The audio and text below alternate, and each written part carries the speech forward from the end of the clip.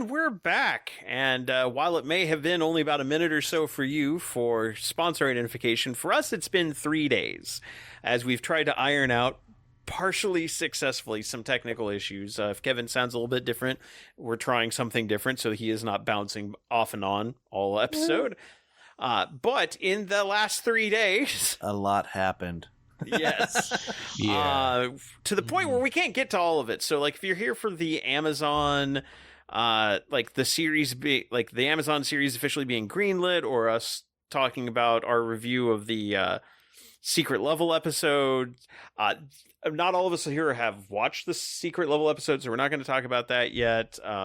There's just a lot to get through, and we are recording late at night to try to fit this in, so we're going to have to make some cuts here and there. And originally, this was going to be purely about the Grotmas detachments, because that was cool, and those were rolling out. And then today, at time, we are recording on Wednesday, December 11th, and this morning, the Balance Dataslate dropped. And, oh boy, there are some changes. So we're going to talk about that, and then we'll get into the Grotmas detachments, possibly in a slightly abbreviated form, but... these were not small changes. Now, I will say, point-wise... not a ton of changes. No, I think point-wise, they were very, I guess, I don't say slim, but very targeted. Target, that's a good word. Because, like, Sorotas, 2 models went up. That's it. Yeah, Custodes, 2 went, 2 went up, 1 in Mechanicus went down, Eldari untouched. Astra Militarum they probably had the most points updates I've seen so far, with, like, 1, 2, 3, 4, 5, 6, 7, 8, like 9 going up. Templars had a couple of drops. Also, kudos to GW for putting not only putting whether it went up or down, but the amount by which it went up or down. That's very helpful. Nice touch. Yeah. Yeah. So I really do appreciate that. Why are War Dogs getting cheaper? Why? That's been my question. I think I posted that to you guys early in the morning. I'm like, why are War Dogs and Armigers getting cheaper? We're complaining that they're too good now. Why are they making them better? Look, let Chaos have something good. Come on. It's not just the Chaos Knights. It's all Knights. I don't get it. Yeah, I don't get it. I don't get it. Yeah. Yeah, Space Marines had 1, 2, 3, 4, 5, 6, 7, 8 go up. Space Wolves 2. Tau had 1 go up, and it was the Tiger Shark. Well, 1 Forge World unit went up. And both the Lion and Guilliman both went up. So, but for good reason. Yeah, I mean, it's just funny. The line goes up, down, down, up, down, down, down, up. So it's like, man, but yeah, we'll eventually figure it out. But very, very, very small targeted points increases or changes. I'll say points changes. But instead, what we got was a massive change in the form of the Balance Dataslate. And before we get into that, one other change they're making is Balance Dataslates will no longer be semi-annual. They're going to be quarterly now. Yeah. They're going to go along with the point updates. Right. Just do them all together. And it makes sense that way. That way you can have all your tools available for balancing rather than just one or the other. Which also is item number 3,472 in our increasingly valid argument on why GW should stop selling books. Because if we're going to be doing quarterly updates, and as we get into this, these are not small updates for some of these armies. Some of these... You don't want to buy new books every quarter? No, I do not.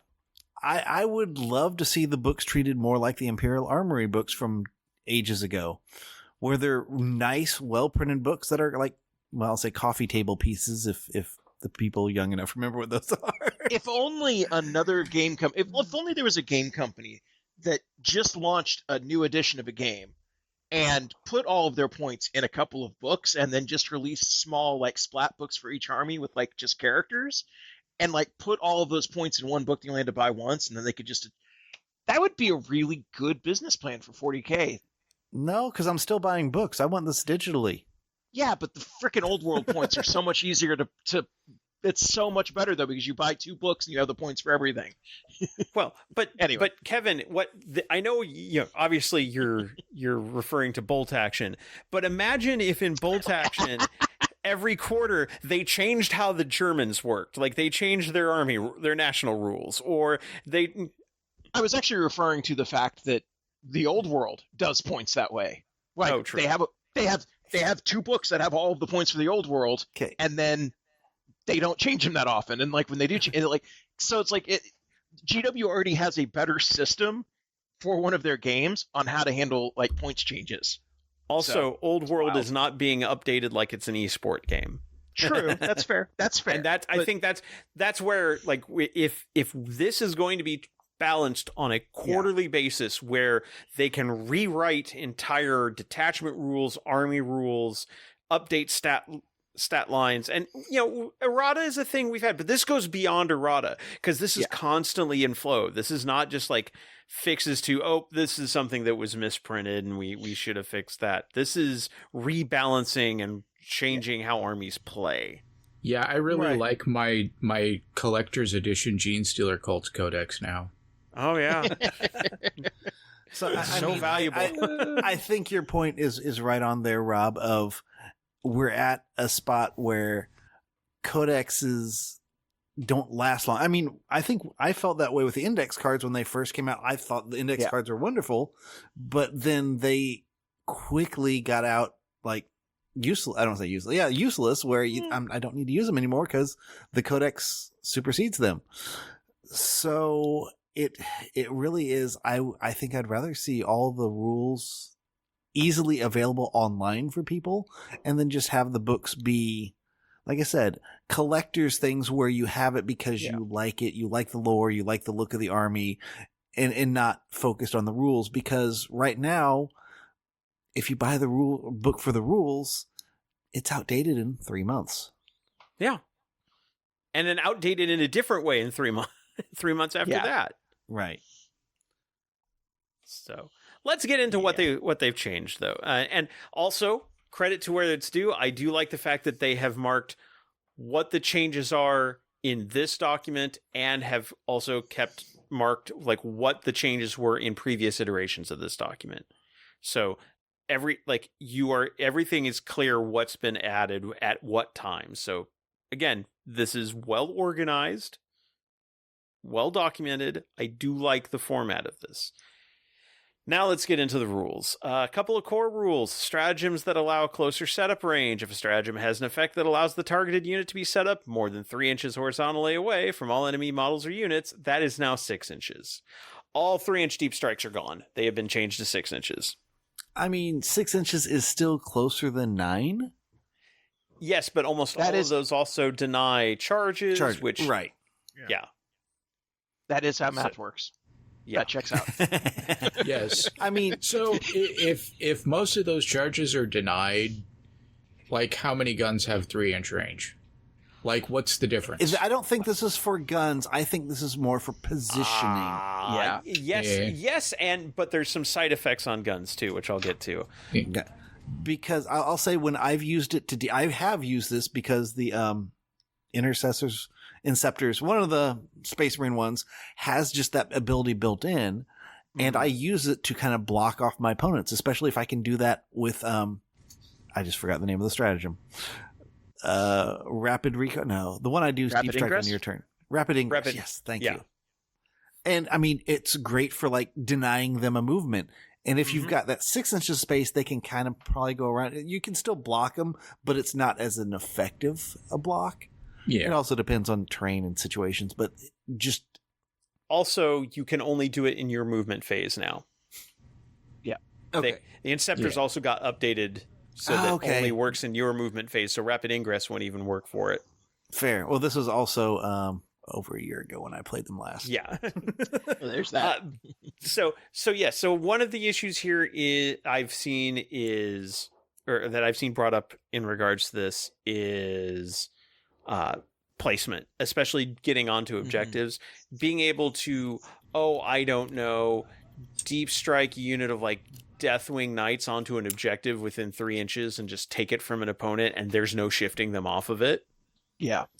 That's true. Like that for scoring purposes, this is, this can lead to a lack of interaction, which is something that GW really, wants to avoid. The other thing, though, is because of some of the other changes, or because of how some other factions have things that work, that being more than 6 inches punishes certain units. So, for example, the Bringers of Flame Detachment, I'm getting a little ahead of myself, but there's a reason I'm mentioning this.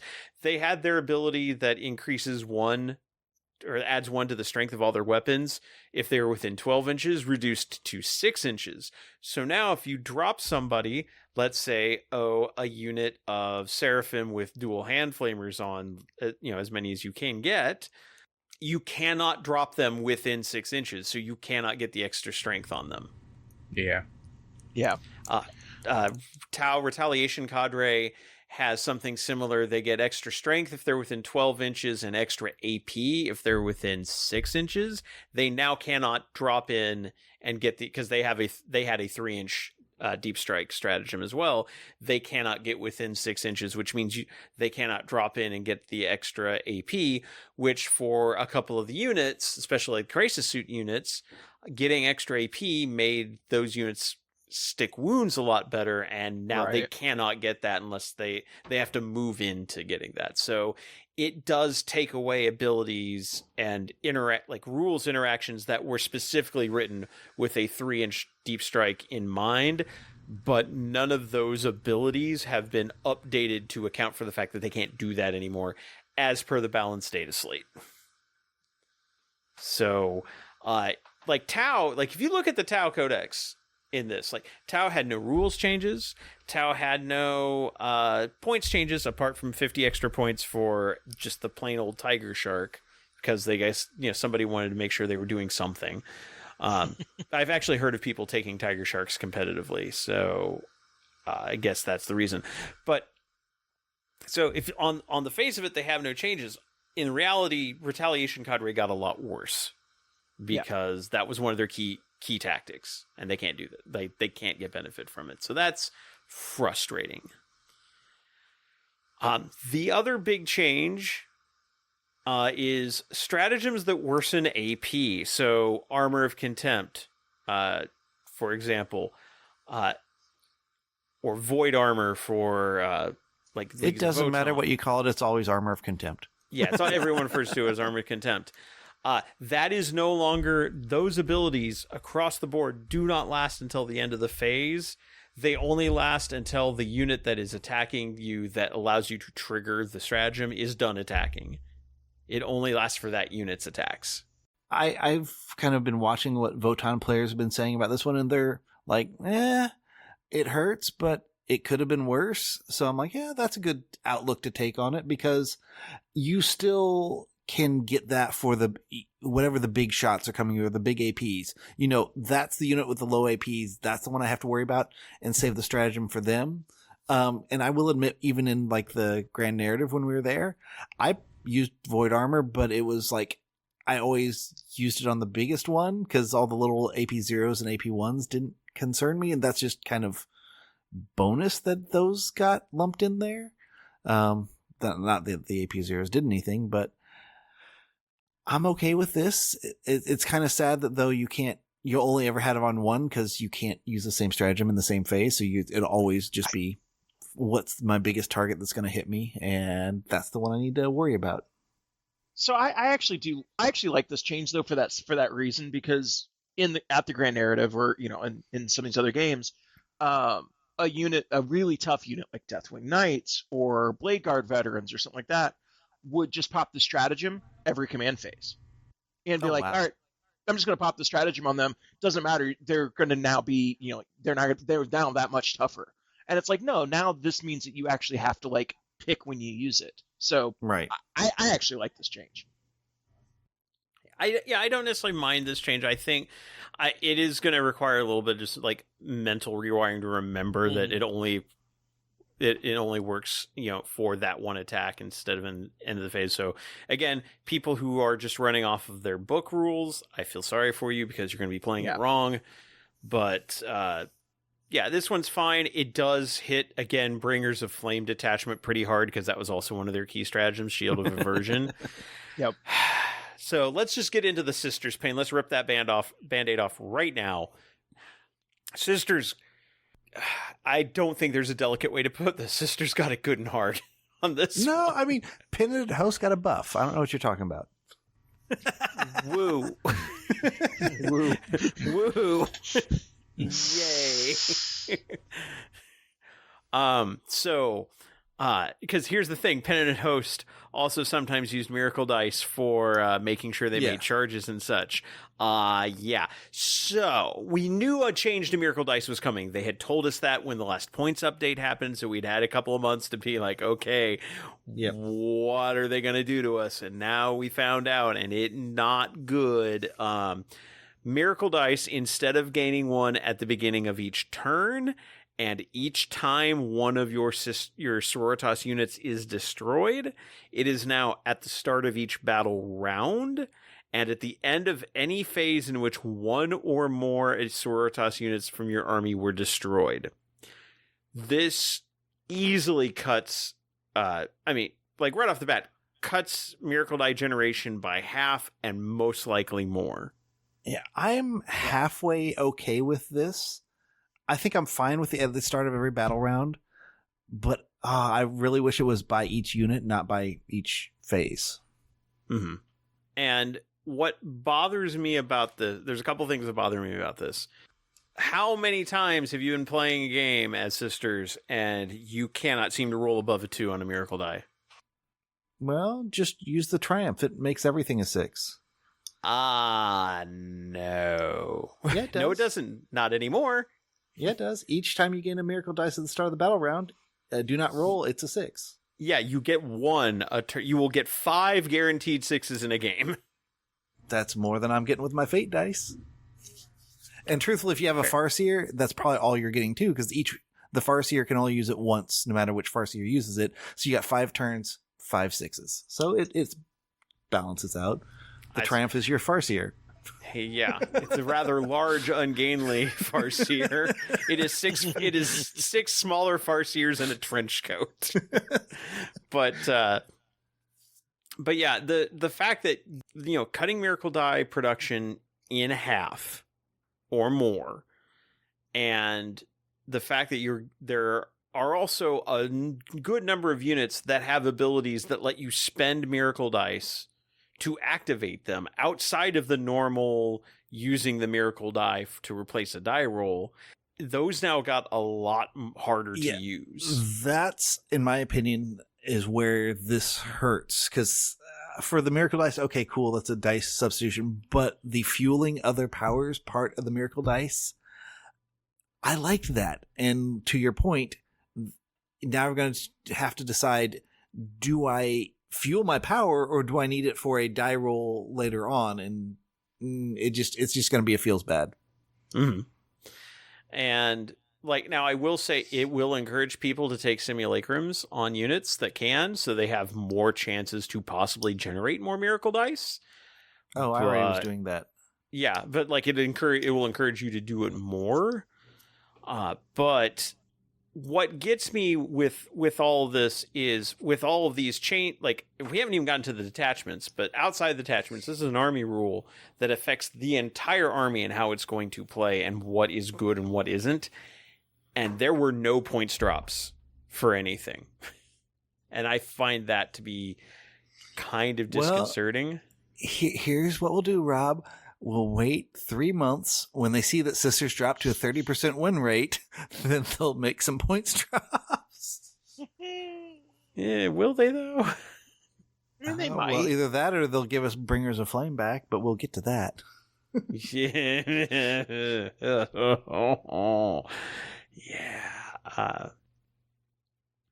Yeah. So speaking of Bringers of Flame, so first off, as I mentioned earlier, their rule that let you have +1 strength if you were within 12 is now +1 strength if you were within 6, which really hurts when one of the things I liked about that detachment is it made melts as good, because by the time you were within the 12 inches range of a melt-a-gun, it was strength 10 and actually useful. And now you have to be within melter range to get that.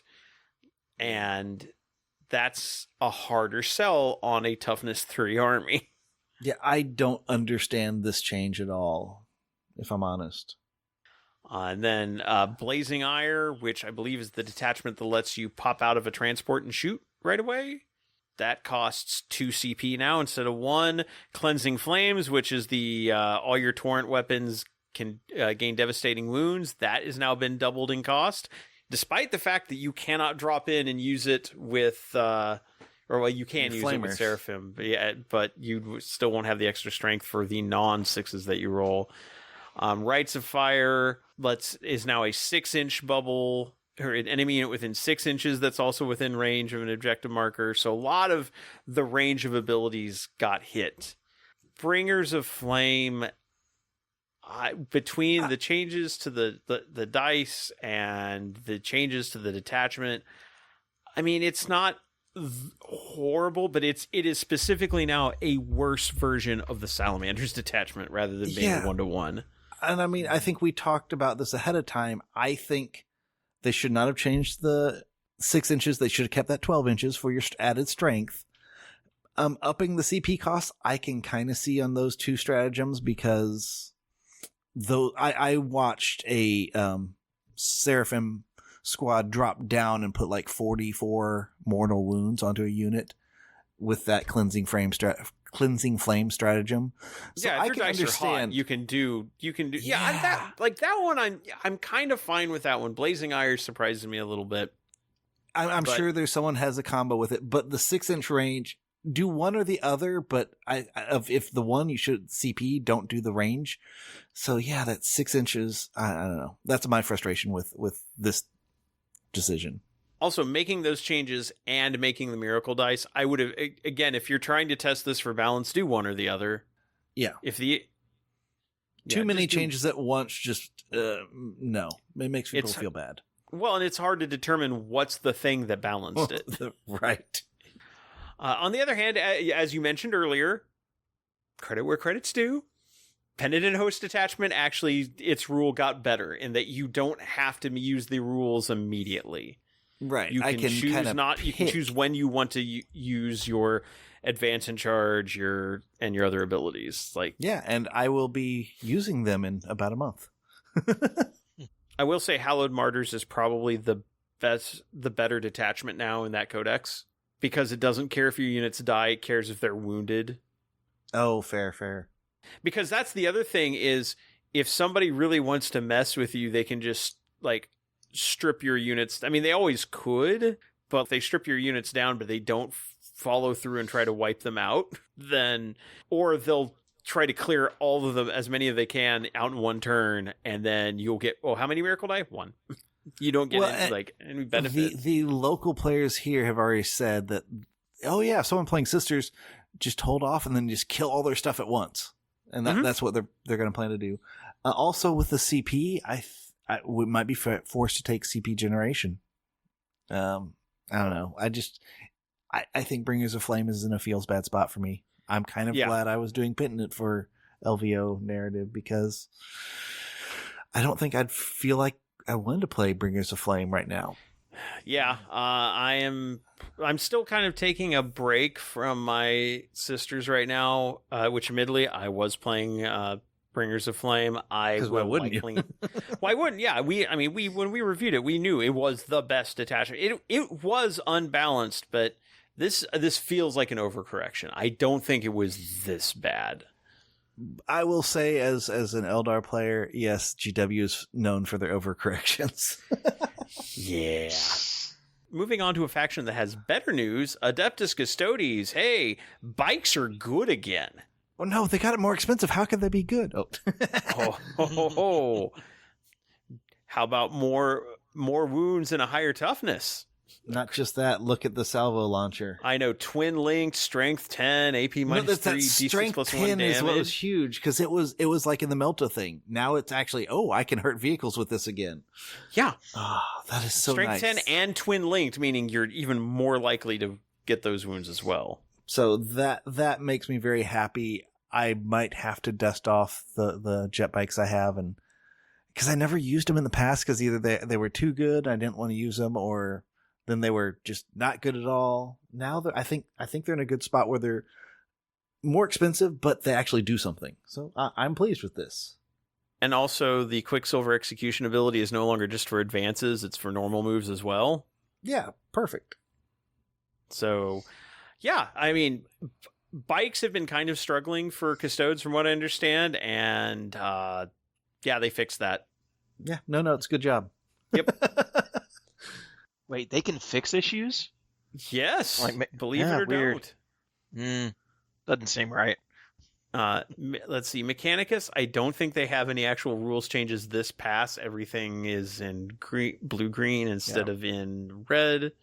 So I think they are fine. Eldari, no changes. Astra Militarum, they took a couple of changes. One to Lord Solar, who was like in every single guard army, at least competitively. They changed him so that instead of being able to just issue up to 3 orders, it is now only to regiment or squadron units, which is still most of their units, but it cuts out things like Ogren and tanks are fall under squadron.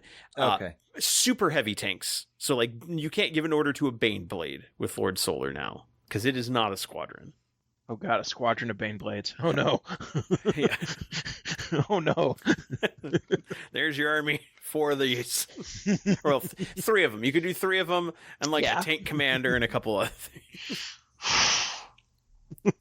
Well, no, you could do 4 because you could do 3 Baneblades and like a Shadow Sword or something. True. Oh boy. They're different data sheets. Yeah. But I mean, it doesn't make him terrible. It just cuts out like the corner cases that people liked giving orders to, because normally those units, I believe, couldn't get orders from other leaders because they would specify regiment or squadron. Like tank commanders can give orders to squadron units, that kind of thing.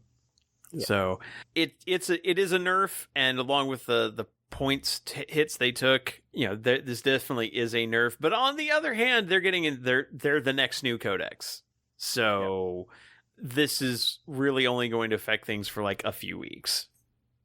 So I wouldn't guard players are. I mean, they're probably not. I've seen somebody already like, yeah, I don't want you anymore. Like the Toy Story throwing Lord Solar Leontis into the trash, but I don't think he's quite that bad. But hey, more variety in guard lists would be good. And again, they get a new codex soon. Although it probably won't be available for tournament play for like a month after that, so I can understand. Like this will last a little bit longer. And then Tempest Aquilons, the unit that I think forced them to give up to put in the 6-inch deep strike change, because apparently Tempest Aquilons with a 3-inch drop were just stupid. Their ability also specifies only in your movement phase. So again, you can't rapid ingress and get the 6-inch drop. You can only, like, if you do rapid ingress, it's a 9-inch drop. And that's across the board. A lot of units with that similar ability got updated to only be in your turn. Let's see. Blood Angels, no changes. I mean, there will be other things that they borrow from Space Marines, and there is one thing that does affect them. We'll talk about that in a bit. Black Templars, Repulsor Executioner changed transport capacity, and Crusader Squad melee weapons in their combat knives went to AP1, which is something we're going to see on a few other units like combat knives and things like that for Space Marines. Got better AP, so stickier wounds there. Chaos Knights, their Harbingers of Dread ability, I believe the difference is it is always on now, rather than only triggering on like this 3rd turn. And see some updates to the Traitoris Lance detachment. Okay, it's from one of their enhancements, I see. Oh, so basically what basically changed is you would taint the objective. Under the old rules, you kept it until somebody got back on the objective. Now they have to get on the objective with a number of OC higher than what you had. Okay. So you can't just tag it with like a single captain and take it back. You have to actually overcome the Knights OC, which is good. That actually means that Knights have a little bit more objective control. Because that I've started seeing this level of control. So a standard Knight, the big Chaos Knight has OC 10. So if they use this enhancement on a model, takes an objective, moves off it, it stays under their control if a 5-man unit of scouts which I believe are OC1, comes over and takes it, they don't get the objective. They have to actually overcome the OC of 10. Gotcha. Okay. Which, yeah, I like that. That's good, especially for knights, because that allows knights to actually hold things. Like my unit of cultists, whatever, like that's, they're not going to, a Space Marine walks over, they're going to scatter, like that objective should go away. But yeah, that makes sense for like a knight army to give them a little bit sticky objectives. Yeah. Or instead of one right, just run 3 armatures or war dogs, and you could cover 3 objectives and just stand there and kill things. Yeah, there's also that. There is also that. And then Trader's Mark Enhancement changed because originally it gave them what is now their Harbingers of Dread ability, which is it gave them that ability all game rather than just on turns like 3 onward. Now it's like in your movement phase, you select a unit within 12 inches and they have to take a battle shock test, which, okay. For an army that is all about forcing people to take battle shock tests, and yeah, like that's actually, makes sense. That works for them.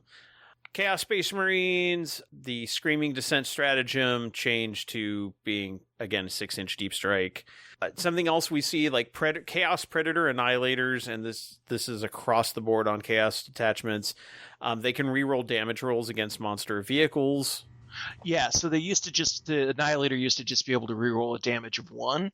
Now it's reroll the damage roll. Yeah, so like I said, that change is across the board on like I think all the Predator Annihilators got that change. Mm-hmm. Let's see. Chaos Demons, Screamers of Tzeentch now have a weapon skill of 3+ and anti-monster 4, anti-vehicle 4 for the Lamprey Bite. That's vaguely terrifying. Great. It's not great.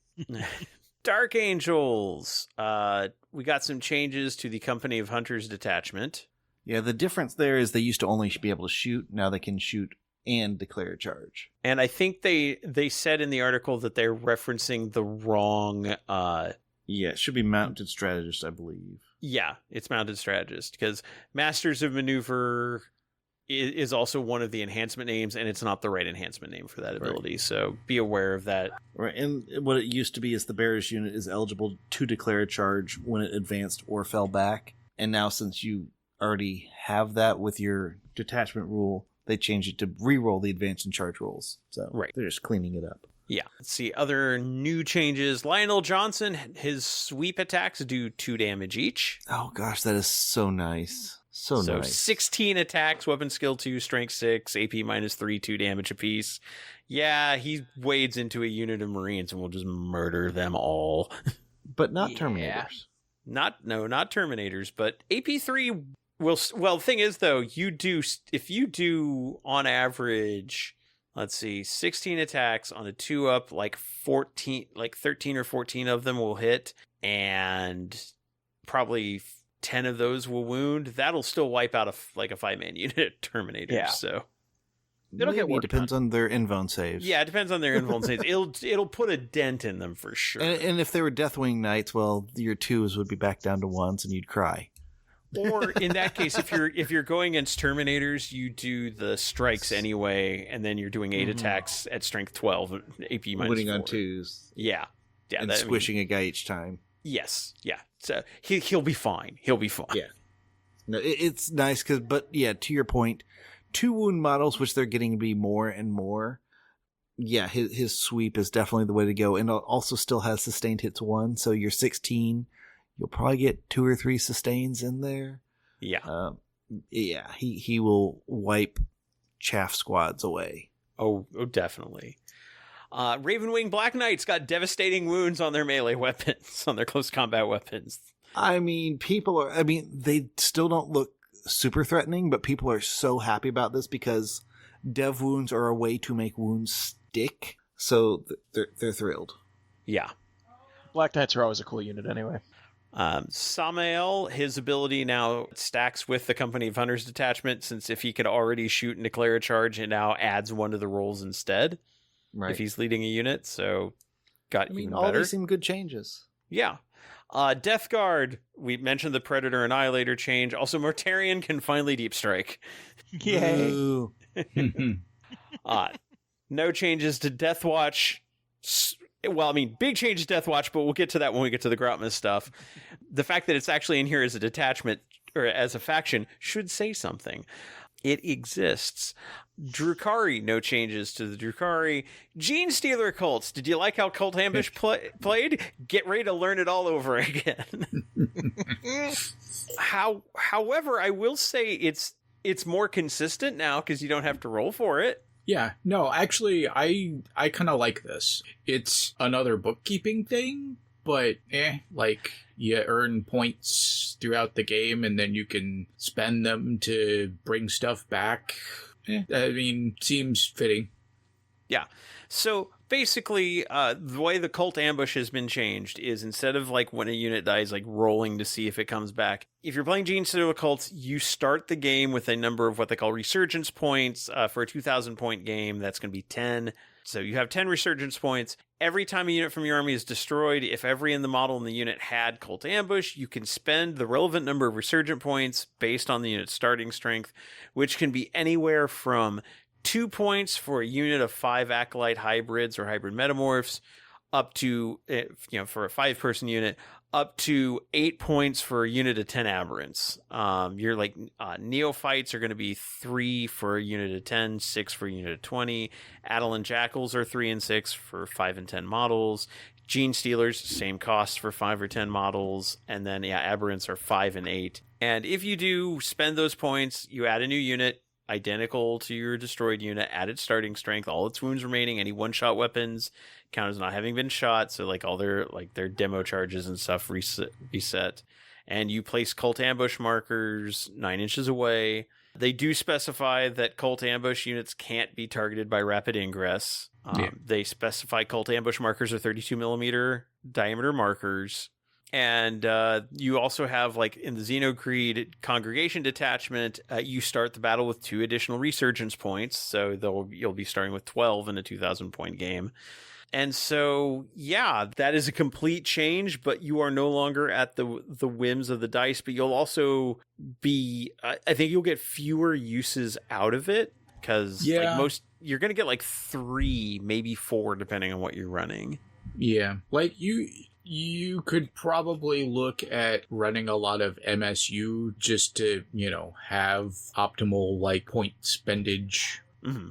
Outrider Claw also got updated, so it does the same level of control thing that we saw with Chaos Knights. So if you claim an objective with a vehicle, somebody's got to have more OC than the vehicle to take the objective from them.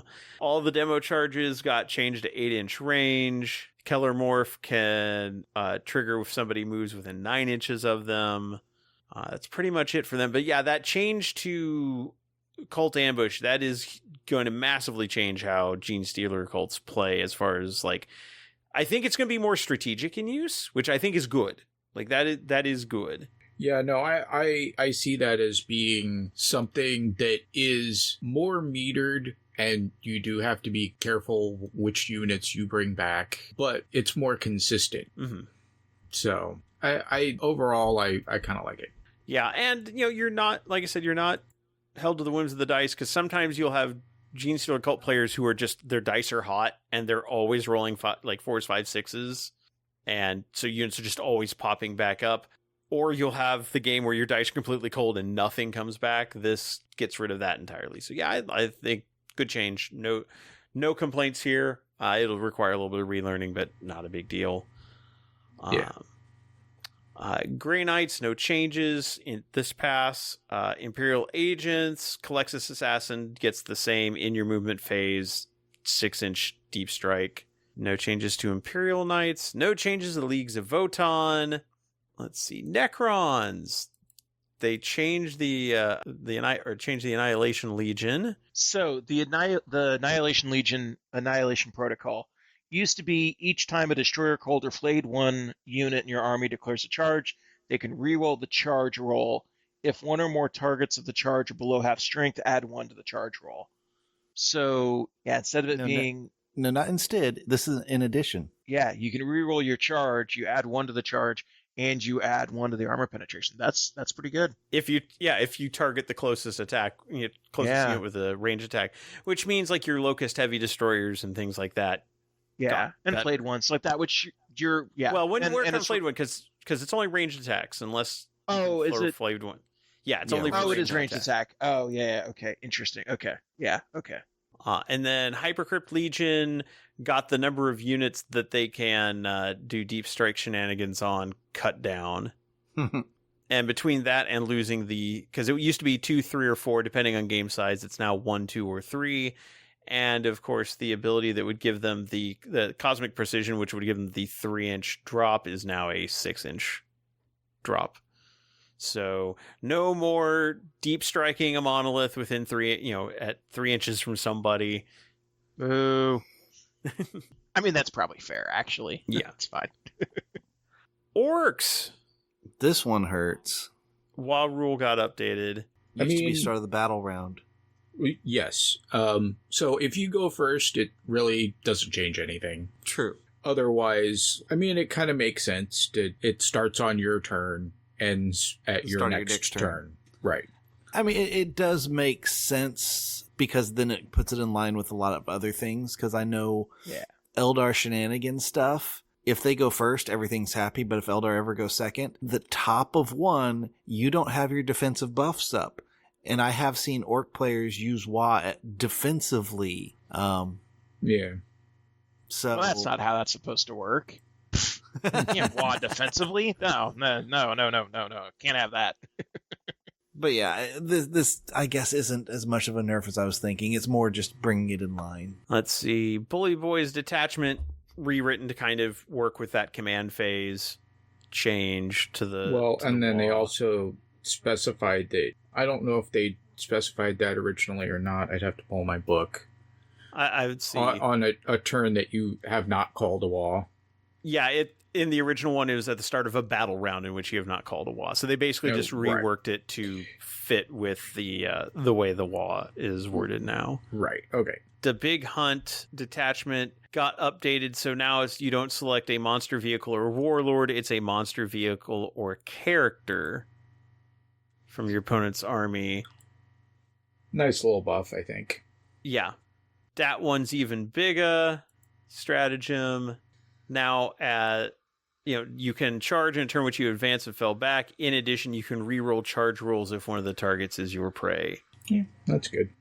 And the thing is, like, being able to advance or charge out when you advance or fall back, that doesn't care if one of your targets is prey. Being able to reroll is the only thing that cares if your target is prey. So that is just a buff all around. Yeah. And then Gazgul just got reworded to again fit with instead of being like if you call the WoW this battle round, it's just if the WoW is active for your army. Yeah. So again, just rewording him to fit with the way the WoW works the same, just the timing is slightly different. Space Marines. Oh boy! I mean, they said Space Marines were going to get some changes to change up how they played. That is an understatement. There is like a page and a third almost of Space Marine Codex changes. Let's start with the Oath of Moment rule. If you remember from like the Index, Oath of Moment used to be you rerolled hit rolls and rerolled wound rolls, and then they changed it to just reroll hit rolls. And now, in an effort to try to encourage people to play non-divergent chapters in Space Marine detachments, like it still works the same way. You still you target a unit until the start of your next command phase. Anybody attacks that unit, they can reroll the hit roll. The new addition is if your army does not include one or more units with the Black Templars, Blood Angels, Dark Angels, Deathwatch, or Space Wolves keywords, add 1 to the wound roll as well. So if you are not playing any of those units, or like it's like somebody's like, I'm going to play a Gladius, but I'm going to take Deathwing Knights. Guess what? You don't get the +1 to wound. But if you're playing Ultramarines, you totally get that +1 to, you get the +1 to wound. So it's a way to encourage Space Marine players to play the Space Marine detachments without dipping into the extra rules you get from taking like a divergent chapter. Now, before we started recording, we had a bit of a discussion about this. And this comes down to... We agreed We agree, but we also agree that it's kind of wonky and GW needs to address this. And there's an easy way to address this. So, this is the way the new rule is worded. If your army does not include one or more units with the Black Templars, Blood Angels, Dark Angels, Deathwatch, or Space Wolves keywords, add 1 to the wound roll as well.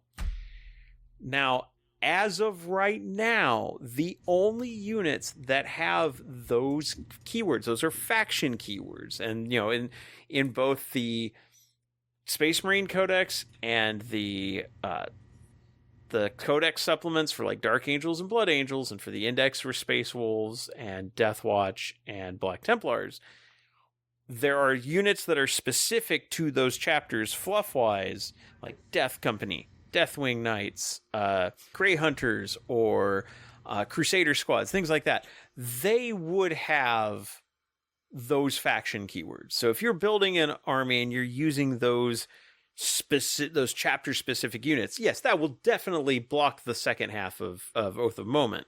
However, let's say I am playing Blood Angels and I'm going to play the Liberator Assault Force, which used to be called the Sons of Sanguinius, which is the detachment that gives you +1 attack and +2 strength on the charge. If I build that army and I put Mephiston in it, or I put Dante and some Sanguinary Guard in it, or I put like a Furioso Dread, or anything, like I run a Ball Predator or something like that, yes, I will lose that +1 to wound. However, if I play that same detachment, but I take only generic Space Marine units, so I take captains and chaplains and assault intercessors, like I take a captain on jump pack and some assault intercessors, and I take some regular assault intercessors, and I take Blade Guard vets, and I take like a captain with a storm shield and a relic weapon so he can join the Blade Guard vets, and I take a chaplain on a bike, and I take some outriders, and I take like a couple of repulsors and stuff like that. I just take stuff from the generic Space Marine Codex, and I play that as Liberator Assault Group. I have not taken anything that has the Blood Angels keyword. Now, you might say, but you're taking a Blood Angels detachment.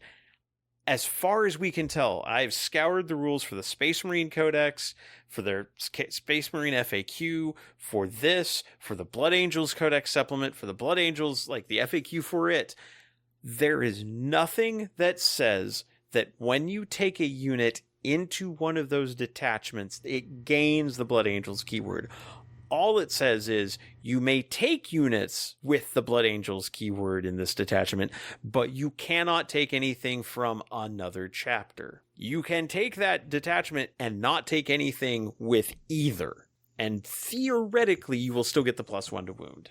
And my small counter, which we talked about, is in the designer's notes for both the supplements, the Dark Angels and Blood Angels, it does say that the rules presented in the section assume that the Adeptus Astartes units in your army are from the Dark Angels or Blood Angels chapter.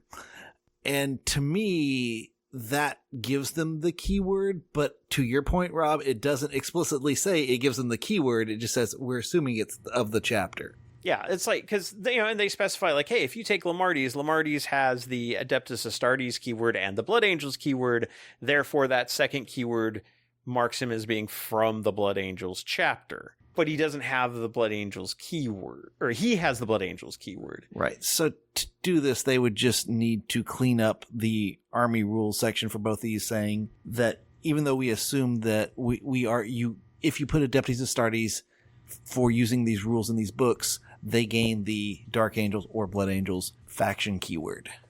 Right. And then that would clean it up. Oh, yeah. Yeah, if you just tweaked it so that they gained the appropriate keyword across the board, problem solved.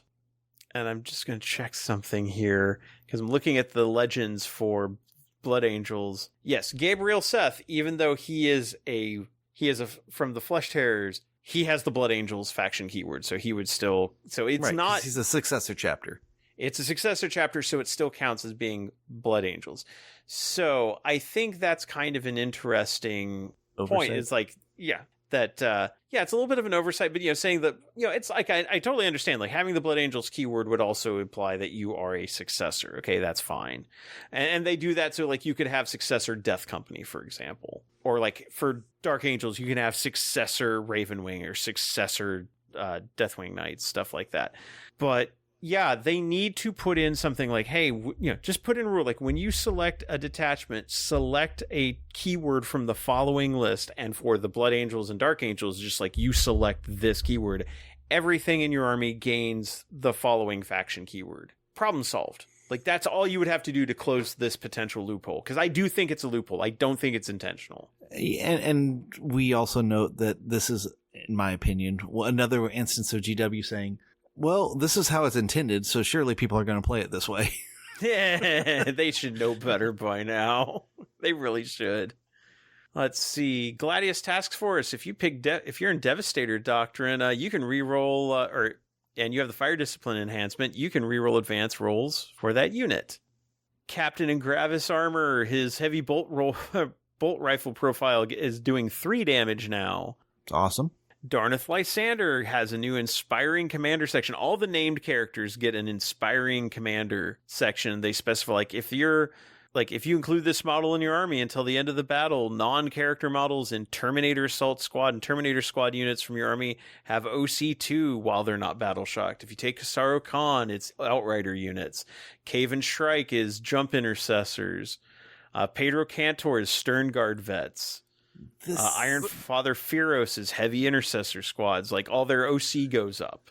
But why does Khan give a buff to Outriders? Yeah, I know he can't ride a bike. The one weird thing I see about all this is this makes me think Phoenix Lords are going to get the same ability, and this is just hinting at that, where all the Phoenix Lords hey, let's up the OC of the guys you're with. I'm like, I'm hoping they do more than just that, but I dig it though. Oh, and Vulcan Heston's Infernus squads. But I like the idea. You take this special character, and all the units that kind of fit his particular fighting style get better at holding objectives. That's cool. It encourages people to maybe take those particular characters when you're playing that particular play style. Let's see. Heavy intercessor squads. Heavy bolt rifles got 2 damage. Heavy bolters are ballistic skill 3 and still heavy. So they're ballistic skill 2 on when you're standing still. These went up in cost, but I'm kind of thrilled about it because the heavy bolter, its big draw was, it does 2 damage instead of 1. But now the heavy bolt rifle, which is on 4 of the 5 guys, does 2 damage. So it's like, well, what's different about this now? Let's make its ballistic skill the same because all of their weapons are assault and heavy. Mm-hmm. And so now the heavy bolter just gains sustained hits. So it had sustained hits. It gains ballistic skill 3, so it's right. But I mean, compared to the heavy bolt rifle, the difference is the sustained hits. Right. So this is just nice across the board. I'm kind of sad they're more expensive, but they're worth the points based on what they just gained. Yeah. Infernus Squad, Pyre Blasters are AP 1 now. So again, stickier wounds. Inceptors got the 6-inch deep strike only in your movement phase, so like what we've seen on other units. Infernus Squads, when you hit a unit with them, again, Infernus Squads, when they hit a unit with them, they trigger a battle shock test. It's now at -1, so they're more likely to inflict battle shock. Intercessor Squad, every time this unit's selected to shoot, it can use this ability. It's not once per game, it's every time. If they all target one unit, everybody in this squad targets one unit, they add 2 to the attacks of the bolt rifle. So many shots. I mean, bolt rifles already have 2 shots. Mm-hmm. So in a way, this is almost like rapid fire for them. Rapid fire. And once again, their guns are both assault and heavy, so they're so versatile. Stand still, you shoot better. You want to run? Sure, advance and you can still shoot. I mean, and the fact that you can now go up to 4 shots each, I mean, solid. I mean, both them and the heavy intercessors are battle line. This just shouts, hey, please use your battle line. They're good. Mm-hmm. Yeah. Outrider Squad. Every time a model in this unit makes a melee attack, if the unit made a charge move this turn, improve the strength and damage characteristics of that attack by 1. I have already seen Blood Angels players saying, we need to be running Outriders now. Know what? Ravenwing have been saying the same thing. Yes, and they will also gain the benefit of this ability. So yeah, that's great for them. Predator Annihilator, same rerolling damage rolls instead of just rerolling damage 1. Reaver squads got good? Really? Nah, I don't buy it. Fearsome Assault ability gained the subtracting 1 from the triggered Battle Shock test. And their Terror Troops ability, while an enemy unit is within 3 inches of one or more units with this ability, not counting monsters or vehicles, subtract 1 from their OC of models in the enemy unit. So now Reavers will just take objectives from you. No, I mean, what's problem with that one is it used to be within 6 inches. So, did it actually get worse? Yes. Oh, and here I was so hopeful for them. Mm-hmm. But then nobody runs Reavers, so that's why I didn't know. Well, okay, the objective control is still the same. The objective control -1 is new, but their Terror Troops used to be within 6 inches. Oh, yeah, no, it is a change, because it used to be tests, now it's subtracting from OC. But yeah, what jumped at me was the range difference. The range is different, but I think that's way better, honestly. Yeah, no, that's better, yeah. Because the thing is, like, if somebody's battle shocked, they're OC 0, but if it's a unit that's OC 1, they don't even have to. If you get within 3 inches, so like you get in an engagement range or something like that, they're still effective. They're battle shocked even if they're not battle shocked. Right, and it's more consistent this way. Yeah, because people could like easily pass battle shock tests unless you're me. Yeah, honestly, like it actually gives Reavers a reason to exist, which I don't think they really had. No, seriously, like, it's true. They didn't really have a good reason to exist until now. They're neat-ish looking models. But they'd been replaced, like, people had been taking, like, infiltrators and, Yeah, well, the Reavers and look incursors. cooler. Yeah. They do look cooler. Repulsor Executioner got the same capacity change that the Black Templars one did. Bobby G can select 2 of his Author of the Codex abilities, I believe, instead of just 1 each turn, which is also why his points went up, but fair. Stern Guard can reroll the wound roll whenever they target an Oath of Moment target. Various combat blades and knives all went to AP -1, which we had seen on like the Crusader squads. That also carries over to Reaver squads, Lieutenant and Reaver armor, Captain and Phobos armor, Scout squad, Incursor squad, Lieutenant and Phobos armor, Lieutenant with combi weapon, all got their combat knives and combat blades AP -1. So again, Reavers got better. They're better at sticking wounds now too. And I mean, from what I've seen across the board of people like responding to this, like, hey, these melee units that are like maybe scoutier, but combat knives are now -1. We might be able to actually stick a wound. So people seem happy about this one. Yeah. No, I think I like all the Space Marine changes are good. Like I have no issues with any of them. They're all fantastic. Space Wolves got the same change. Their Wolf Scouts have their melee weapons got AP -1 as well. So kind of all those scouty type combat blade people got better AP. Good job. Thousand Suns, Predator Annihilator update.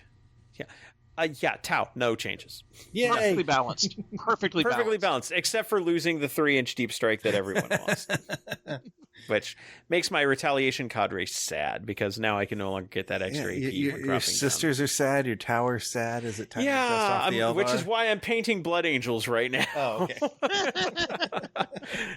I've been meaning to work on these Blood Angels for a couple of years now. So so working on I actually have finished a squad of Blade Guard, 2 squads actually of Blade Guard vets and associated characters. So that's progress. But yeah, I'm working on my Blood Angels, trying to get some of them done before I have to start working on the Eldari for Midwest Conquest. Tyranid Annihilation Swarm Detachment got a couple of tweaks. Yeah, it much improved, actually. A lot easier to use. Because originally the Harvester units had to be within 6 inches of what they're regenerating and also within range of an objective. They got rid of the whole having to be in range of an objective thing. Now they can just, if they're in your army and they're, close to something, within 6 inches, they can regenerate it. Yep. And they get an extra wound back too, so it's D3 + 1 instead of D3. And they added the Harvester keyword to the Norn Assimilator. Which is cool, because it actually gives it maybe a role that it can be useful for. Right. Instead of just everybody taking the emissary. Right. And then Trigon got updated with the same deep strike limitation that everyone else did for subterranean tunnels. Yep. But yeah, I think that actually fixes the assimilation swarm, because it was like nearly unplayable beforehand. Like it was so bad. So now might actually see use, which is very cool. And then World Eaters. Again, the Predator Annihilator got changed, and the Demon Prince can't get a save better. Like, they get a 5-up save unless they already had a 5-up save, and then they get a 4-up save. Because basically it was worded, I think it was worded incorrectly before. If a unit had an invuln save, it went to 4-up. So if a unit had like a 6-up invuln, it went to 4-up. So now it's like, no, if it's better than 5, then it goes to 4. So I don't know. Edge case, I think. Yeah. But I think it was just clarification. Yeah, it's not a huge change. So, I mean, yeah, that is the Balance Dataslate. It took us a little while to get through that, just because there's some big changes. Mm-hmm. Some big doozies for a couple of factions at least. Sisters are probably the biggest loser. I'd say Space Marines are probably the biggest winner. I think Gene Stealer cults come out pretty decently. Custodes come out really nicely with the bikes. Chaos Knights get a better version of their army rule. Friggin' War Dogs got cheaper. They didn't need that. They so didn't need that. Well, and if they would get really good if, say, for example, they gave them the ability to like ally in other troops or something. So yeah, there could be a lot of flexibility there with Knights. There could be a lot of flexibility with Knights, and I think that's a perfect transition into Grotmas. We will try to get through these. This is going to be kind of short, sweet, and to the point on a lot of these. So, Rob will toss out this. Do we want to just focus on the index and hit all the detachments in another one? You know, we could do that. That's probably not a bad idea. Yeah, that's probably the better way to do it. Right, because there's, as of right now, there are 1, 2, 3, 4, 5, 6, 7, 8, 9, 10, 11, 12 detachments, and then 1 index. So I will say very briefly, the change you were talking about, Kevin, does tie into both the Knight detachments, which I like. And in fact, one of our local players wanted to try it out at our at our narrative league game, and he's like, "Yeah, I'll just bring cultists and feed them to my Knight the whole game." And now he's like, "Yep, I think I'm going to be running that for a while now." So I like it because it gives Knights another way to play where it's not just all about bringing 3 big stompy robots. So nobody brings 3 big stompy robots. Well, sure, because they bring like 8 little stompy robots. But I like that it gives them more flexibility to like actually like take. You can bring a Knight and some smaller things. You can bring a Knight and some bigger, smaller things. You know, like it just gives you some flexibility. So yeah. But we can get more into that later. Right. Yeah, we'll get into that next episode. And actually, by next episode, we record. Yeah, we'll be we'll have most all of them, because the last one comes out Christmas Eve, and I don't think we're going to be recording that day. That is true. I'll be in Houston. Oh, yeah, I got shit to do. All but like 3 or 4, like I think all but 2 of them may be out by the time. Yeah. I am betting they're going to be Adeptus Sororitas and Tau are going to be the last 2, just to mess with me. I was going to say it's probably going to be World Eaters and like Leagues of Votann. No, just not the league. Although I guess it doesn't matter that much, because when I want to play them is on the 28th. So they can come out the 23rd, 24th. I'll still have them in time. See, whereas Richard has like 2 of his armies already out now. So yeah, because you got Tyranids and Grey Knights already. Yep. Although be honest, I haven't even gotten a chance to look at the Grey Knight one yet. Oh, it looks pretty fun. If you like board control. If you like board control and you purifiers. have purifiers. Yes. Yeah. Oh, well then, yeah. Oh, well, okay then. Alrighty. All right, so we are going to focus on one in particular, because as we mentioned in the preview, you'll notice Deathwatch was still listed as a faction. And that's because Deathwatch is back, baby! And I think it's probably not perfect, but I think they got it right. Yeah, I've still got I some do too. small complaints, but I'm happy. So Deathwatch is now back as a chapter of Space Marines, separate from the Deathwatch units in the Imperial Agents Codex. And I'm glad they didn't just try to piggyback this onto Imperial Agents. They made it Space Marines, which also means they get access to Oath of Moment, but not the updated version. And because of how their rules are worded, you really do want to use the Deathwatch units to play Deathwatch. Yes. Mm-hmm. So this one is well designed to interact properly with the updated Oath of Moment. So they do have an extra army rule, which is kill teams. It really only matters on one unit, and that is and basically says if you have a unit that has mixed toughnesses, use the majority toughness. If they're tied, use the highest toughness. Like I said, it does affect one unit, which we will get to. And then their detachment is the Black Spear Task Force again. It is back. They, much like other sub-chapters, your army can include Deathwatch units, but cannot include units from any other chapter. With the exception of Kill Team Cassius from Legends Agents of the Imperium, you cannot include any Agents of the Imperium Deathwatch units.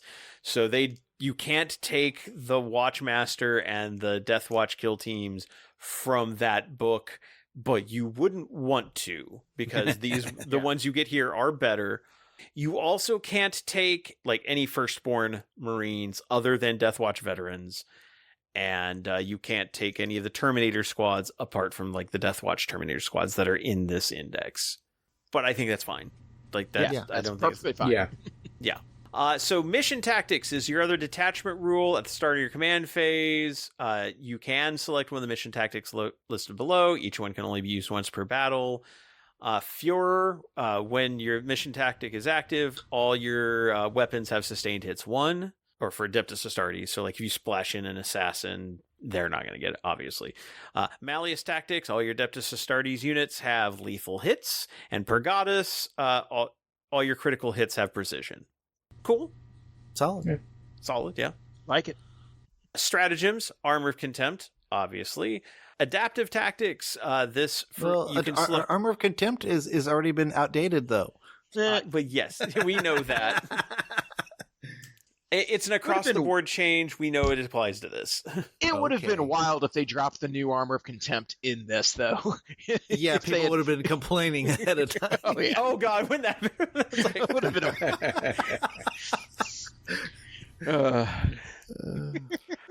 It's almost like they'd be Chaos players for once. Ouch. Adaptive tactics. In your command phase, target up to 2 kill team units, which is a new keyword, or 1 Adeptus Astartes unit from your armies, because you can bring in other units that aren't kill teams. I will say this: kill team is not a brand new kill or keyword. It has been on other units before. Okay, well, it's okay. How about let me rephrase it. It is unique to this codex, and correct. It doesn't matter if it's in the Imperium Agents of the Imperium one, because they can't take those anyway. Right. But for each unit targeted, select Führer tactics, Malleus tactics, or Purgatus tactics until the start of your next command phase. That mission tactic is active for that unit instead of any tactic that is active for your army. So this allows you to either use one twice on a couple of units, or have one unit use one differently than everyone else. And obviously better for kill teams than for other units, because you get more bang for your buck, but it does have a nice bit of flexibility in case you're taking like a librarian or an apothecary, or or you're bringing in a different Astartes unit that isn't a kill team unit. I also like how they've done the custom ammo, like the special ammo. Hellfire rounds, Kraken rounds, and Dragonfire rounds all only target kill team units. So again, you will only be using these with the units in this index. All of them affect all their weapons, not just bolt weapons.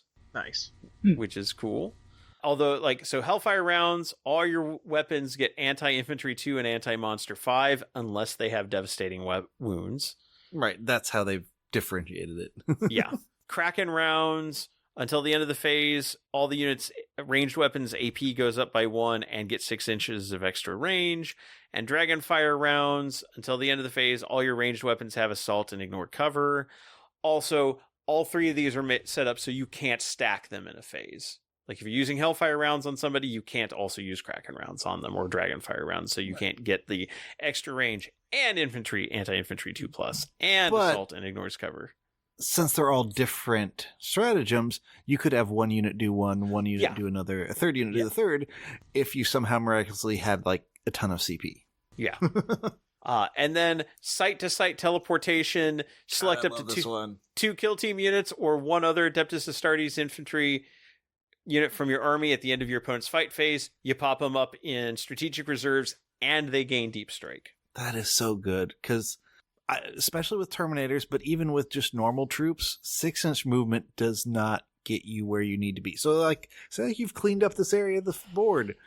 I'm stuck here now. Well, no, you're not. Site to site teleport. Go back. Go to where you're needed. I really love stratagems like this. Now, like all of these strats are like, they're flavorful. They're very solid. Yeah, no real notes on this. Good stuff. Enhancements. You've got Thief of Secrets. Improve the strength, damage, and AP on Bear's melee weapons by 1 at the end of the fight phase. If 1 or more enemy models were destroyed as a result of a melee attack made by the Bear this phase, their attacks the strength, damage, and AP go up by 2 instead for the rest of the game. Osseous Key on a Watchmaster or Tech Marine only. At the start of your opponent's shooting phase, select a non-Titanic vehicle within 12 inches, and they have to make a leadership test. If they pass, they're -1 to hit with attacks. If they fail, they cannot shoot. What I like about this one is that used to be Watchmaster only. So the fact that it's now Tech Marine, it really feels like Deathwatch is incorporated into the larger Adeptus Astartes. Yeah, no, it's good. Like that, having a little bit more flexibility is good on that, and yeah, it does let you use everything. Beacon Angelus, Adeptus Astartes model only. Models in the Bears unit have deep strike ability. In addition, you can target the Bears unit with the rapid ingress stratagem for 0 CP. So no notes, good. Yep. Love it. And then Tome of Ectoclades, or Ectoclades, however you want to pronounce it. Watchmaster or Captain only. Once per battle after you've selected your Oath of Moment target a second unit for Oath of Moment. And yes, it does mean you can target either one and reroll the hit roll. They did specify that. Again, no notes. Yeah. No, this is just great. Let's see. We've got the Watchmaster. Now, I would have to compare. I wonder if these are how similar these are to. They're very, very similar. I really did not see many changes on a lot of these until we got to the kill teams. Yeah. So like the characters, like the Watchmaster is like the big character for Deathwatch, and they do gain Oath of Moment. Yes. And they no longer have the army rule that says we can ally in. Yay! They're actually useful army rules. It's weird. Shoot and charge when they advance or fall back. Vigil Spear is a nice weapon. It also has the reducing CP, or reducing a stratagem's cost by 1. Standard captain style stuff. Very good. And it can be attached to Deathwatch veterans or a Fortis kill team. So we'll be getting into the different kill teams. Watch Captain Artemis is back. Feel no pain, 6 up. Mission tactics. Oath of Moment. Hellfire Extremist range weapon. Anti-infantry 4 up. Devastating wounds. Ignores cover. Torrent. Oof. His gun was crazy. I mean, yeah. And if you kill him, he comes back on a 2 up with 1 wound remaining. Yeah. Well, and his tactical instinct did change. Before it was if he's leading a unit, that unit can use a stratagem, even if that stratagem has already been used. Now he just gives lethal hits, which is way better. Yeah. Then we get into Deathwatch vets. These do have like the weird gear setup that I believe the Deathwatch kill teams in the Agents of the Imperium book had, where it's like for every 5 models you can have one of these. For every you can have one of these, which is the I'll say the air quote nerfed thing, because it was stronger in the index, but then in the Agents of the Imperium they kind of changed it to this, and this is the same as Agents of the Imperium, right? But better because you also have mission tactics and Oath of Moment, so you actually have yes, the war gear is the same. The war gear is the same. Other rules, the Black Shield Blades wasn't an option before. Yeah, it was. So I mean, Well, and at least in the original Index, it wasn't. No, not in the original Index. I'm talking. They Yeah, changed a lot of this for Agents of the Imperium book. Okay, sorry. And because he had lethal hits in the Agents of the Imperium book. Okay. I guess I'm the only one that bought that one. I haven't read it. I'm comparing it to the previous Index. No, there were so many changes compared to the previous Index. Yeah. Yeah. And this was the only option for a kill team in that. Moving on, we have the Deathwatch Terminator Squad, which is actually back. Yeah, this was the one I was actually most happy to see back because a normal Terminator Squad is fine. Actually, they're not that great. But Deathwatch, you get to have 3 heavy weapons. That's what makes me so happy. 3 heavy weapons, and they can splash in, like, however they want to do their melee weapons. So, like, it's one of the most flexible Terminator squads in the game right now. Again, Deep Strike, Mission Tactics, Oath of the Moment. They have all the options: Assault Cannon, Cyclone Missile Launcher, Heavy Flamer, Plasma Cannon, Storm Bolter, Chain Fist, Power Weapon, Thunder Hammer, Twin Lightning Claws. They can reroll charge rolls, and every time this unit ends a charge move, each enemy unit with an engagement range of this unit must take a Battle Shock test. If they are not Imperium or Chaos, i.e. they're Xenos, which makes sense for Deathwatch, subtract 1 from that test. So Deathwatch Terminators running at you make you have to take a test. That's awesome. And then they have teleport.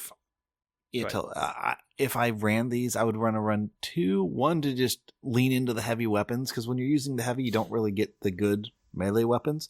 And then 1 more as an assault with all the melee, so you could actually get that Terminatus assault off and make it really cool. Mm-hmm. And then teleport homers, which I'm assuming are going to be rewritten to... Well, no, you still have to be 9 inches away from enemy units. It's 3 inches from the token, so okay, that's fine. So that still works fine. Chorus Black Star. It's got Oath of the Moment now. Yep. It is not a kill team. Well, no, it will benefit from Mission Tactics. It is not a kill team, so if you use Adaptive Tactics on it, you can only use it on this. But I mean, it's still not a great... coolest looking flyer in the game. I totally agree with that. I think the Eldar flyers are cooler, but I really like this one too. Your opinion's wrong. The Talon Strike kill team, the one kill team with mixed toughness. Yep, which this kind of shocked me when I saw this. I'm like, it made sense. It's all jump packs. Yeah. And I like this because I would rather have one that has different toughnesses than ones that have different movements. Because in the previous Index, all of your jump people were part of your other kill teams. And so it was like, well, this model can move 10, this model can move 6, or this model can move 12, this model can move 6. It's just like, why would you do that? So I was very happy that they said, nah, let's put all the jumps together. And so you'll have your normal jump who move 12 and toughness 4, or you'll have your heavy intercessors with jump packs, aka the, I just forgot that one of the ends. It's Inceptors. They can jump down. That threw me at first because I'm like, heavy intercessors with jump packs. There's no heavy intercessor with a jump pack. And then it's how you figure it out is look at the weapons. Look at the armors for me. Armors first. Oh, T6. That's my Gravis person. Yeah, so fair. Yeah. I really like this. And this is a squad I would be tempted to actually kit out and put 5 of the heavy intercessors with jump packs in there, and then 5 normal ones, or I guess 1 sergeant and 4 normals, because then I can just start killing off the normals. I'll always have a toughness 6 unit then. I mean, Now here's where my complaint comes in. Those heavy intercessors with jump packs in Inceptors, 10-inch movement. Well, no, 10 is just fine. The fact that you didn't like the mixed movement, but this one, I guess, isn't. There is a difference between 12 and 10 is not bad. 10 and 4 is bad, or 12 and 6 is bad. Yeah. No, my problem is those come in packs of 3. So to get my squad of 5, I'll have to buy 2, and then I've got 1 sitting out. Like, what do I do with this guy? Clearly, the answer is to buy 5 packs, and then you can have 3 squads. I mean, you're not wrong. I'm not doing that. The one thing that I would have liked to have seen in this unit, this is a minor thing, and I still don't think they actually sell this unit by themselves, would be the Phobos jump guy that has like the autocannon. The suppressors, yeah. Yes. It would have been neat to put suppressors in there, because then you could have, because like right now with the assault intercessors, because it's basically what they are, it's like you've got a melee unit and like a short to mid-range shooting unit. If you could put suppressors in here, you can make it a full-out shooting unit to bounce around, and I think that there's some fun things you could do with that. But are suppressors Gravis or normal armor? Normal armor, I believe. Nope, you're correct. They're normal armor. But the way the other kill teams work, suppressors would also probably be in a 0 to 5. But you'd still have to take at least 2 normal intercessors. Because the way that you could have, or not intercessors, but done it, the way you could have done it here is that you could have, continued to do, kill team intercessors with jump packs, but given them like the ability to take 2 or 3 of the suppressor weapons, so that you could actually like, you have your 5 intercessors with jump packs, your 5 heavy intercessors, and you can make the intercessors, the jump packs, either autocannon suppressors or assault guys. I get why you might not want to do that, because like I think obviously one of those is a better option.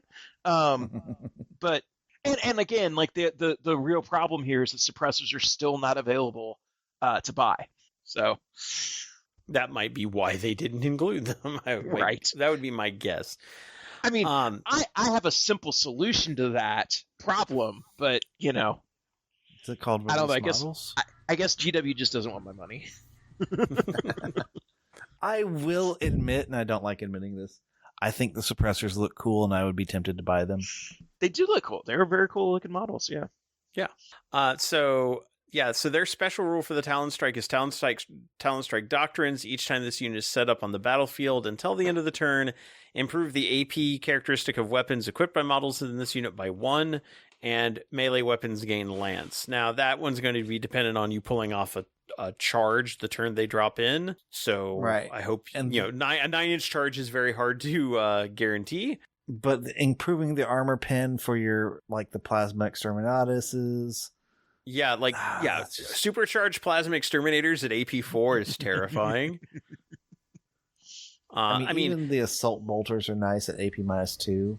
But like Plasma Exterminators supercharged, 2 shots, twin linked, hitting on 3s. They're strength 8, but they are twin linked, so they're like wounding vehicles on 5s, twin linked, which is not bad necessarily. And at AP4, like you might not destroy a vehicle unless you had like a squad of like 5 of them, but you can definitely put out a lot of damage against just about any kind of target with that. Yeah.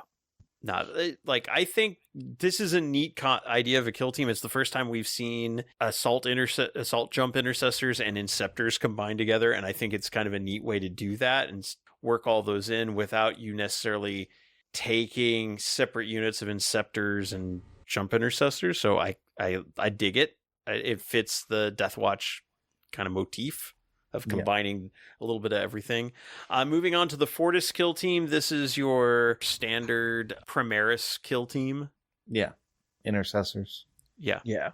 Which it is not battle line, though. Only the Deathwatch veterans are battle line. But this also lets you take the best of all the Primaris basic infantry.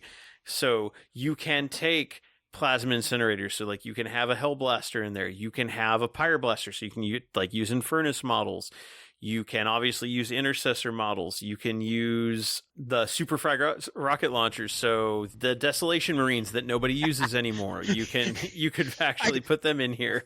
It was really funny listening to you try to figure out what the name of that unit was in real time. I was going to say Nerf guns for everybody. Yeah, but it's like nobody uses those anymore. I mean, I would if they weren't overcosted.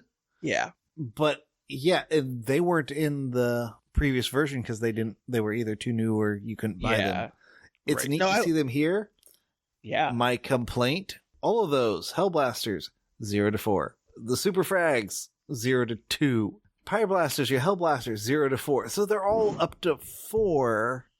Mm-hmm. What boxes come with either 5 or 10? I mean, I didn't say life as a Deathwatch player was going to be easy, but at least you have a playable army now. I mean that's fair.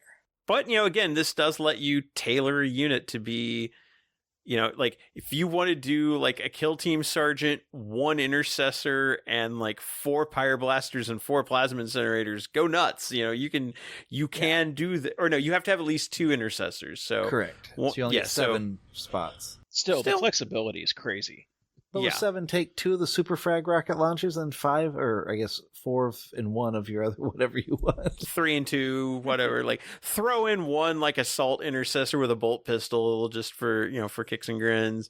And then you have the Indomitor kill team, which is your Gravis kill team, which is heavy intercessors and aggressors. Oh, I forgot to mention the Fortis kill team does have a special ability. If you target a unit below starting strength, add 1 to the hit roll. If it's below half strength, add 1 to the hit and wound roll instead. So good at killing things that are already hurt. Yeah. The Indomitor kill team, every time a model in this unit makes a range attack against the closest eligible target or makes a melee attack after charging, improve the strength of that attack by 2, which, by the way, that makes your Deathwatch heavy bolt rifle strength 7. Your twin power fists are strength 10. A melter rifle at strength 11.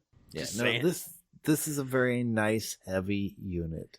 Oh yeah, because this would be heavy intercessors, aggressors, and eliminators. That's the other, because if they've got the melter rifle and the multi-melta. Yeah. No, this one's solid. This one's really good. And didn't the previous combat patrol for Deathwatch have aggressors in it? Yes. So, I mean, it was a good box just to have. And now I'm going to be because I remember after all this happened, I'm like, well, I've got these extra boxes of aggressors. What am I going to do with them? I was debating whether I should make them Space Wolves or Dark Angels. No, I can keep them Deathwatch now. Woohoo! Also, one thing I haven't noted yet, but that they have on all the various skill teams. So, like Deathwatch veterans, if a character could join Sternguard vets, they can join this. The Terminators, if a character can join a Terminator squad, they can join that. The Talon Strike, if they can join Assault Intercessors with jump packs, they can join this. Fortis skill team, if they can join Intercessor squads, they can join this. Indomitor, if they can join a Heavy Intercessor squad, they can be attached to this. And now we get to the Spectre kill team, which is your Phobos, your stealthy kill team. Infiltrators and Scouts 6 inches. This is a combination of infiltrators, inceptors, I think possibly reavers. I believe not reavers, instigators.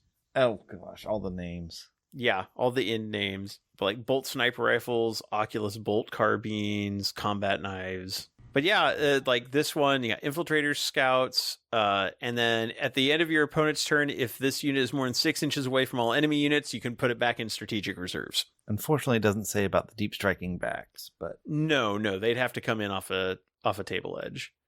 But again, another option to have is having a sneaky kill team. So you've got like all the basic things that you would want to do with a Marine army. Like the only thing you don't have in here is special vehicles outside the Corvus Black Star, but you can still take them. So do you want to take repulsors or gladiators or they also got rid of a unit too, Rob? What'd they get rid of? Bikes. There used to be a Deathwatch bike squad. Yeah, that's true. But you can still take Outriders. They just won't count as a kill team. Right. And so, I mean, I think that's what they did with it. Bikes has kind of gotten to a weird spot because they kind of removed bikes from everywhere because we were so expecting new bikes for Dark Angels. Yeah. But yeah, the fact that they took them out is fine because I didn't want to attach bikes to anywhere. Bikes were always a weird fit for those units, yeah. Yes. Well, and that's the other thing. The unit they took out was the mixed firstborn that had a bike that you could take a bike had in. A Terminator, had a jump pack. They removed that, and also some of these others that had matching armors. Because I believe in the Indomitor one, you could take the jump pack one, And it made no sense because 5 and 10 inches, like, yeah. So I'm thrilled that they moved those away and all those mixed movements are gone. So I'm fine losing the bikes. I'm fine because you can just take Outriders, like you said. And I'm fine losing the squad that could have a bike, a Terminator, a jump pack, and a normal guy. Mm-hmm. I mean, that was. It was neat to have initially when it was like, hey, this is your Deathwatch unit. I mean, and like, technically, you still can. Sure, because you can take the Cassius squad. But it was nice when the Codex first came out and like you could do this and you could kind of mix and match things in a way that was unique and different. But this is better in my opinion. Oh, so much like better. This gives because now it feels like you can tailor these units to do specific things, which is why like it does kind of disappoint me a little bit that you can't take suppressors in the Talon Strike, because like then you could just kind of another option to further tailor that one. But just wait till they're more readily available and they get a new index or codex. Right. White Dwarf update. But no, the fact that, as Kevin said, that they've made these by each of the armor sets, this is what we were asking for. This is great. My only complaints are boxes you buy for these don't match up. And my other small complaint is, as you had some problems with, Rob, what is a intercessor with Pie Blaster? What is an intercessor with Super Frag rocket launcher? And we're so used to saying translate the names. Yeah, you got to translate what unit is what. But yeah, like had the amount of flexibility in this army is phenomenal. I will say though, points wise, you pay for what you're getting. For one thing, only the veterans and the Deathwatch, only the veterans and the Terminator squad can be taken as units of 5. Everything else is units of 10. And like Fortis skill team, 200 points. Talon Strike, 290. Indomitor, 270. Spectrus, 200. Those are not cheap. No, this is a small elite force. Yes. I imagine you're going to see like Deathwatch vets, being taken like at MSU level to get some battle line out there, 5-man squads. And then I really don't know which ones you go for your. It's really going to be up to individual Deathwatch players. I don't think there's a very clear, this is the best option. And that's good. That's the kind of balance you want. I would like having 2 Deathwatch Terminator squads, one for assault, one for shooting. I definitely want that Talon Strike in there with all the heavy guys in there. Indomitor would be really fun to make that another assault squad, because the flamers on those aggressors and the power fists are just solid. Mm-hmm. There just seems to be a lot of fun things, but I already see how I would kit mine out. But yeah, everyone would probably kit theirs out differently. But if you do hit a point where like, I need cheaper options, I need something that is a little bit lighter on cost, you do still have the entire Space Marine Codex to pick through. That is true. Or you can do something funny and throw in an Inquisitor. Mm-hmm. Yeah, you could. You could, an Inquisitor and some like Imperial agents. Oh, some Arbites or like an assassin or stuff like that. Wait, did they say at the top? Let me check what Terminator. That you can't take Deathwatch units. They specify it's not just you can't take anything from Imperial agents. You can't take any agents of the Imperial Deathwatch. But there's Terminator squads you could not take. I was wanting to look. Yeah, you can't take any of the Terminator Assault and Relic Terminator. So you already have access to a Terminator squad. Right. So if I want to get close to the air quote "oops all Terminators" list for one of our listeners, you could still take a Grey Knight Terminator squad.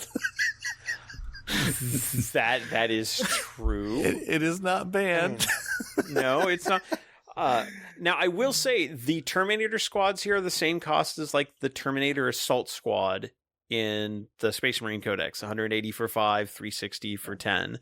So you could do 3 units of 10, which would be about as close to oops all Terminators as you're likely to get. Well, 3 units of that and 1 Grey Knight Terminator squad from Imperial agents.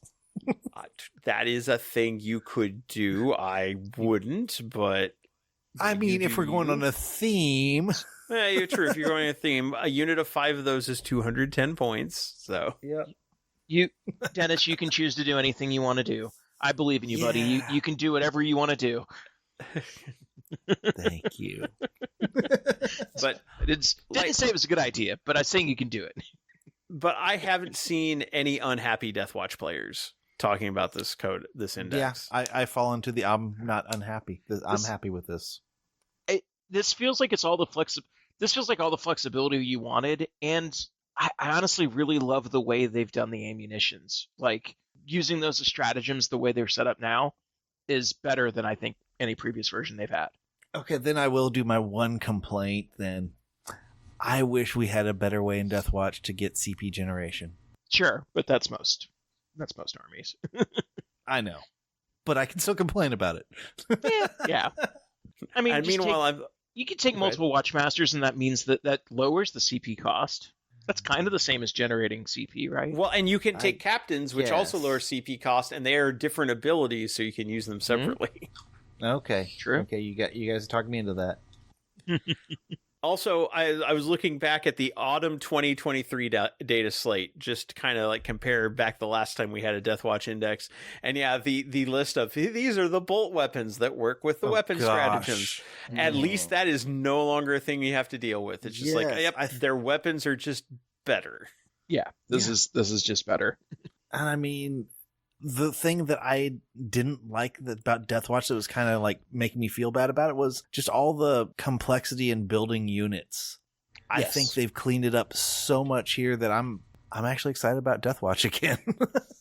all of the unit kill teams make sense now. Like they all have a purpose. They all fit a theme. Yeah, this is really good. I'm excited to see what people do with Deathwatch now. I might take Deathwatch the Grand Narrative next year instead of Votan. Kevin. I mean, I would contemplate it as well, except I feel like I'm invested in Votan. Votan's my narrative army. Sure. And it's an excuse for me to paint my Votan, but still. Yeah. Paint your Votan, Kevin. Yeah, I'll get to it eventually. I'll get there eventually. But yeah, that was one of the various things that was released as part of Grotmas. We will get to the rest of them in our next episode, or we will get to all but like 2 of them in the next episode, because 2 will be waiting. But I will say a lot of them have been, obviously not this extensive, because this is an entire army index, but I would say the reception this has gotten is comparable to what we're seeing the reception on a lot of the other Grotmas detachments. I think there's only been one that people have said is kind of not the greatest, but I've seen other people say, well, it'll be fun to play with. And that, strangely enough, is the other Agents of the Imperium. Yeah. And I'll say my non-spoilery thing is all the detachments we've seen so far, and I'm hoping the rest, they're not game-breaking. No. But they seem fun. Yes. There's one that might be. Okay. Well, we'll get to that. The Necron one, we'll talk about that. The Necron one is stupidly good, but I do have one final, since we're mentioning the Grotmas stuff, I do have one final, not complaint, but thought on the Deathwatch index. They should have made Lieutenant Titus playable in Deathwatch. Seriously, that would have been funny. Seriously, they should have made it. They should have allowed you to play him as Ultramarine or Deathwatch. That would have been cool. No, here's what they could do, Kevin. They can preemptively release a Lieutenant Titus for Legends that's Deathwatch. True. Yeah. Yeah, because he kind of died. Yeah. True. That's true. That's remember, you're not allowed to take firstborn characters. I mean, that's not true because Watchmasters are firstborn, and so is Artemis. Anyway, fair. That is also true. Until they get resculpts in 5 to 10 years. Sure, but that's the same with any model. Like, true. They're not like warp spiders where that model will be there for 30 years. But soon that streak will be broken. That will be broken soon. Okay, sorry. Last thought I had on Deathwatch. No, that's fine. So yeah, to prevent us from getting late with another probably 2 hours of Grotmas coverage, we will call it here. Sorry that we I think in part 1 we promised we would be talking about the rest of the Grotmas detachments released so far. GW throws a curveball. Yeah, Balance Dataslate kind of derailed that, but it needed talking about, I think. Yeah, and I think we wanted to in-depth the Deathwatch more than just giving it a loose coverage. Yeah. That is true, because there's a lot to there's definitely a lot to unpack with that, and as I have said, this is basically Deathwatch the apology, and I'm happy. Yeah, apology has been accepted. Pretty much everyone I've talked to who are like, yep, this is that's what we wanted. Yep. So... Apology accepted, but I'm keeping my eye on you. And if you're wondering why this isn't in your app yet, again, all the Grotmas stuff, and I'm assuming that's going to include Index Deathwatch, will be added in early January once everything is out and the holiday season is over.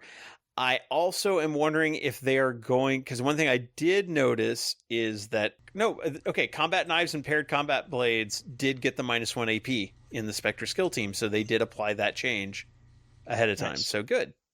So yeah, that would be why they had no changes in the balance Dataslate. Cool. All right, so I wanted to double check that. So yeah, big changes, not great for everybody, but we end on a high note with a really happy return for Deathwatch. It's rare that you see GW really do a reversal like that and say like, okay, so we admit we completely screwed up. And now here we're going to make it right. Thank you, GW, for re-releasing. Thank you, very Deathwatch. Grotmas. Yeah, It's a Grotmas miracle. So yes, we will be back in a couple of weeks to talk about all the rest of the Grotmas stuff that has been released up to that point, and we'll probably also talk about the the secret level episode and the word on the Amazon series. But until then, it's getting late, so we're going to wrap this up. So from all of us here at Preferred Enemies, I'm your host, Rob. Kevin? Dennis? And Richard. Good night, good gaming, and may there be many more great Grotmas gifts.